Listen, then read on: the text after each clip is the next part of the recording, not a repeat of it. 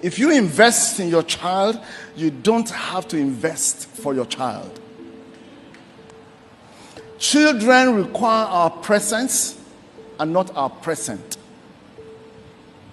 No amount of gift and meeting of financial obligations can replace your personal presence with your child. That boy needs to see you. That boy needs to be with you regularly. He needs to glean life through you, not through third parties out there. For those of us who say, all right, let me just hustle. By the time it's 10 or 12, I should be back and I will say something else. Regrettably, and I'm quoting this to someone, regrettably, parenting can neither be delegated nor suspended for a while as we work for the ring of fame and fortune. The growth of children is irreversible. Like a young tree, it takes the bends directed by the gardener. So is the love of a child. Listen, you can't shape it in adulthood. You can't pick it up from where you left after you've reached the top in your career pursuits. Fabulous message, right? And then it just gave me some reattention, and I began to look at the processes, the program I have for my children, and how much I have either been investing in them or investing for them. And I spoke about real time for parenthood, and one of the things I think that relocating outside the shores of Nigeria has done for me is that it has given me time to connecting and bonding with my kids actually. And you cannot blame an average Nigerian father. You have to put food on the table, especially when you do not have stable source of livelihood, where you are hustling, where you have to do a few things. All of us back in Nigeria used to say we do everything. I used to even be available to do affidavit runs and do a lot of things. So when I get it, I transfer delivery to the actual vendor that does it, and I get my cut and a lot of other. So you have to be on the road 247, so you will not have all the time. You leave home early than usual, you come back late than usual, just so you can feed, and then it's possible. But back where the system where we live now, a lot of that are cut off. Yeah, we have to go to work, but definitely you have time for your kids. You have a quality time. You're either taking them to school or bringing them back to school. The mom is either taking them to school or bringing them back. So you have a couple of hours to sit with them and talk. They have conversations. They always have questions to ask and all of that. That is what this man is calling investing in.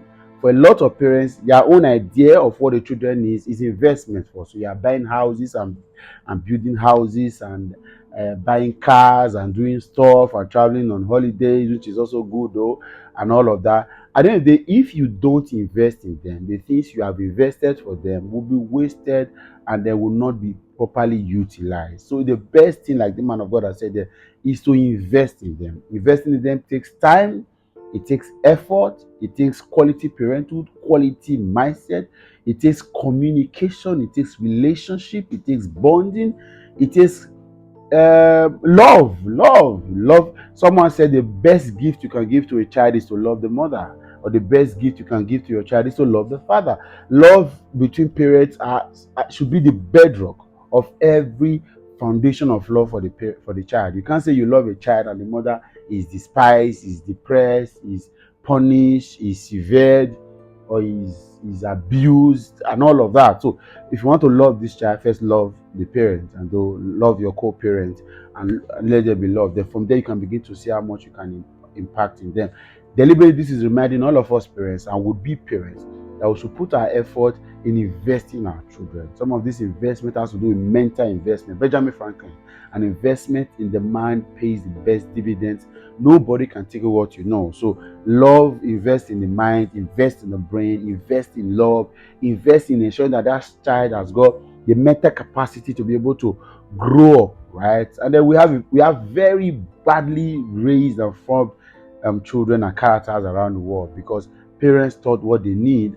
I'm aware of a particular family somewhere in Nigeria where the father invested so much money buying property, stock, and all of that. He didn't take the children 10 years after the father died to have empty all of that, sold the whole lot, squandered so much, and that legacy is gone. The legacy, you only see that once in a while. You see them jumping from place and they bear the particular family name that is quite popular. That you say, really, are you saying that man gave birth to this child? And they are all nuisance. Okay, most of them. One key example, one would point to negative, should remember positive, is this God is good, guys. I've forgotten his name now. Young man, right?